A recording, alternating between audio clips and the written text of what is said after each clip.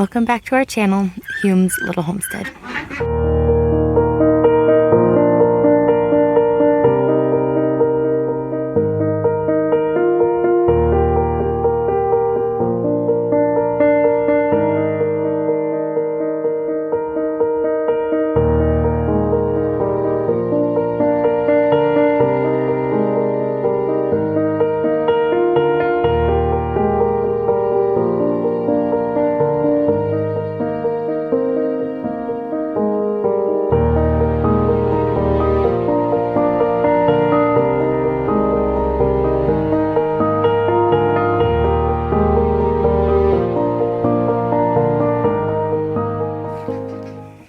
Been exactly 1 week since we have put up a video, and it's been a little shy of a week since our world came crashing down. Last Friday, which will be a week ago tomorrow, we lost our baby. We lost our pregnancy and our baby, and he was a little boy. And in some ways, and his body was perfectly formed and beautiful, and there was nothing wrong physically from what you could tell from. So in some ways that's been harder than our first miscarriage, because our first miscarriage with the baby that we named Skylar, he was deformed, and it was a little easier to process, like, okay, well, that baby wouldn't have had a good life on this earth, but seeing a perfectly formed and developed baby, and who knows, maybe there was something else wrong that the eye can't see, but seeing a perfectly developed baby was very hard, and we don't know why these things happen. And we are so grateful for all the love and support that we have received. And we're really grateful that I didn't lose my life last Friday, because I lost so much blood that I did almost die. And I'm not trying to be dramatic, not trying to, I don't know, get more views or something by having a dramatic story, but this is just what really happened. And we're all really, really sad, and that is why we have not been able to get videos up. Well, I guess we could have, we just, we didn't. And so I just wanted to let you all aware of what happened. So, I guess I can tell the story of what happened. So on Friday, I'm sorry. Friday morning, I had no idea that anything was wrong. Friday morning was a lovely, perfect, wonderful day. My son had a soccer tournament and put on by his school, and we went to the soccer tournament and had so much fun, and friends were asking how the pregnancy was going, and I was so happy. I just felt like I had finally given myself permission to breathe, because we had gotten to 13 weeks, which meant in a few days to a week I would be coming into the second trimester, and I felt like once we made it to the second trimester, we were home free and everything would turn out fine. But as I've shared this story, I've had many messages of friends who have lost babies around 20 and 21 weeks, and my heart just aches, because once you finally give yourself permission to feel like, okay, the pregnancy is going to be okay, I'm going to bring home a baby this time, once you finally hit that milestone and you breathe a little easy, to then lose the baby and not be bringing home a live baby is so very hard. So I want to say I feel your pain, and I'm so sorry, and I'm so grateful that you have reached out to us during this time. It really helps to know that we're not the only ones going through this or who have gone through this, and we appreciate it. So I got home from the soccer game, and I am so grateful, because my kids' school is 45 minutes away from our house, and I was driving, and I'm so grateful that none of this happened while I was driving.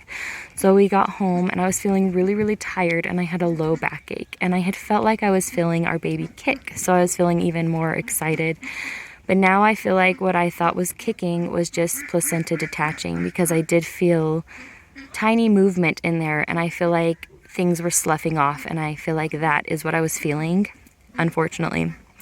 So I got our 18-month-old out of the car, and I felt like I had to go to the bathroom really bad, and so I put him with my older kids. They were going to watch him for me while I went to the bathroom, and that's when I found out that I was spotting. And at that moment, it was just like a light pink. So I texted Ryan, and I told him what was going on because he was at work. And a few minutes later, he called, and I had gone out to the front porch to pet our dogs and try and relax and calm down, because I was getting pretty hysterical at that point, because I've had spotting in previous pregnancies, so I was trying to tell myself it's okay, I'm just having a little spotting. I walked a lot today and did a lot yesterday and today, because I had finally given myself permission to do normal activities, which I will say I'm so grateful that I was so careful during the entire pregnancy, because when I blamed myself in areas of last pregnancy that we lost, this pregnancy I was so careful to pretty much lie down when I didn't feel good, sit down when I didn't feel good, and just listen to my body.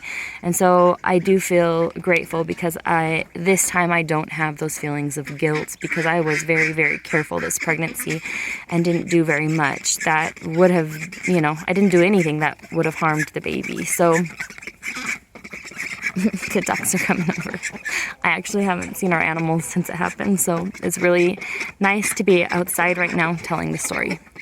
So Ryan called, and then I stood up to go lay down, because I said, no, you don't need to come home. It's just spotting. I'll be okay. And then I stood up. My water broke. And at that point, I was pretty sure I was going to lose the baby. And I said, no, why is this happening again? And I started crying really, really hard. And I've cried so much, so I feel like my eyes don't even have any tears left to cry. So I've cried so much since then and now. So if I seem a little flat, unemotional in this video, I've just been processing everything, and that's why. I'm just telling the story, getting it out there. So then Ryan called my mom. I didn't want to bother anyone. I did. It was October 8th, and it was my best friend's birthday, and we have a little video chat. So that morning I had me and my kids had sang her happy birthday, and so I did get on the video chat, and I've decided I'm going to share some of those clips from the actual events that were happening. So I got on the video chat to let my best friends know what was happening, and let them know first, because I knew we would be announcing to social media, and I didn't know. I just wanted those who were closest to me to know the events first. And so anyway, my mom came and got the kids, and then she went ahead and took them, because the doctor had told us to just handle everything at home, that we can't really do anything at the hospital, so just handle things at home and you should be fine. And so I just told my mom, I just have to wait until it happens. And the last miscarriage took 2 days for me to pass the baby. And so I figured I was in for a long process. So my mom took the kids and Ryan, and she actually passed Ryan on her way to her own house, taking all of our kids. And as soon as she drove away, I didn't want to lose the baby in the toilet, which I'm so sorry, this is really graphic, but that is how I lost our other miscarriage, was in the toilet. And I couldn't stand the thought of that happening again, because, I reached down and got our baby out of the toilet, and I didn't want that to happen again. And so I sat in our bathtub to let everything happen in the bathtub. And I had our baby, and he was a little boy, and he was so tiny, and so fragile, and so perfect.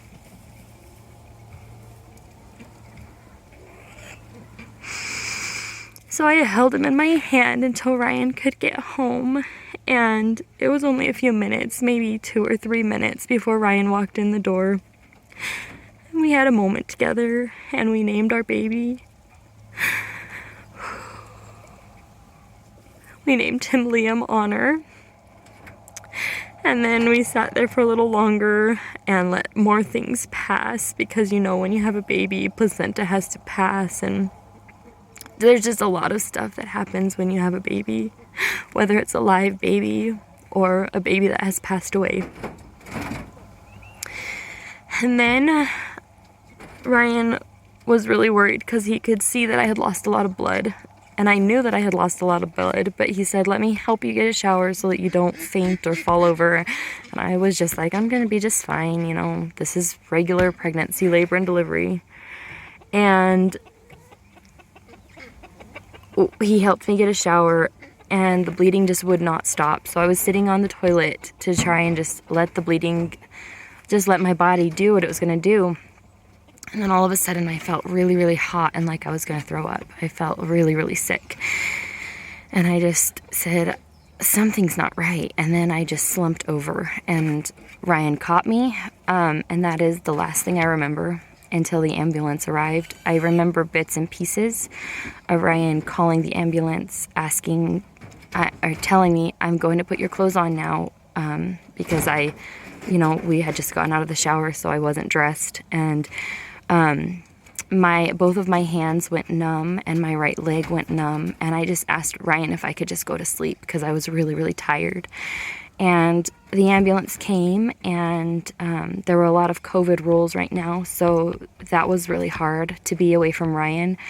I was away from Ryan for about 2 hours, I'm guessing, and we were in the hospital for about 8 hours, and I feel so lucky that he was able to come back with me because we weren't sure, because of COVID, what kind of rules were in place at the hospital. I was lucky enough that one of my very good friends works at the Winslow Hospital and was head nurse and is head nurse, and she was there right when I got there, so I felt a lot less alone, and I feel like others might have gone through this even more alone. And all of the nurses were so sweet and held my hand when Ryan couldn't be there because he couldn't come back right away because of COVID. My mom was also really, really sad. She couldn't come in because of COVID. So that was really hard. And the rules right now are really hard, and I know it's hard for everyone. I know people have lost loved ones during this without being able to say real goodbyes, and we were really worried because we had to take our baby with us to the hospital, and we didn't want them to not let us take our baby home, but they were so sweet and loving, and they gave us a really pretty little thing to, it's almost like a blanket to wrap our baby in. And another thing that was really hard last time is we were in shock. So what we did with Skylar's body is we wrapped him in a brown paper bag and we buried him in our backyard. And I hated that we did that, but we were in shock and we didn't really know what to do because we had never gone through this. So I said, I don't want to do that again. And this time we actually do have a fully developed baby to bury. And so Ryan has made a beautiful tiny little box, and we're going to actually bury him in a family spot in St. John's, Arizona. So that's what's happening. That's what happened. I've been feeling really strange and weird because I have lost so much blood, and they decided not to do a transfusion. If I had kept bleeding for about 20 more minutes, they were going to go ahead and do a transfusion and surgery. And I just kept praying because I didn't want to be in the hospital longer than I had to. I'm not a very good hospital patient, and so I just wanted to leave the hospital as soon as we got there. I didn't even want to be a patient. And so I feel really lucky I didn't have to get surgery or a blood transfusion, and I've just had to take it really, really easy because I get really tired because of anemia and loss of blood. And so I'm sure others have gone through this as well. This is our story. This is our last baby because we feel like this is our last pregnancy, I should say. We feel like my body just can't handle any more pregnancies, and I'm really sad about that, but I'm also at peace about it because I felt like we did what Heavenly Father wanted us to do by trying to have this last baby. And there's a lot of disappointment that we won't have a full-term baby. And I feel so bad for my kids. My daughter keeps praying that Liam is going to get better. So I think it'll be really good for them to see us have like a small service and say goodbye to Liam until we meet again. So here's some of the events that happened from that day.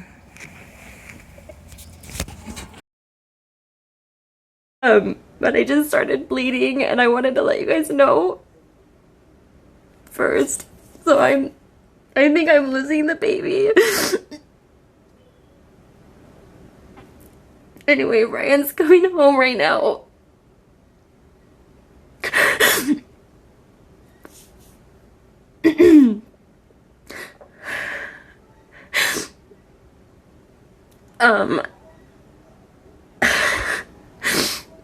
So, I don't know, it might be nothing, but it's a lot of blood.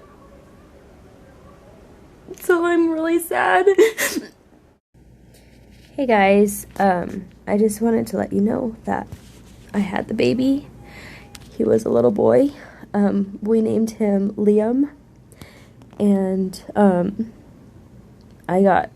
we were at home and it was fine, and then I got really dizzy and really sick, and then all of a sudden I passed out, and Ryan says I passed out 3 times. I thought I had only passed out once, but anyway, he called an ambulance, and so I had a ride in an ambulance. That was kind of crazy, but we're at Winslow Hospital now because that was closest to us, I guess.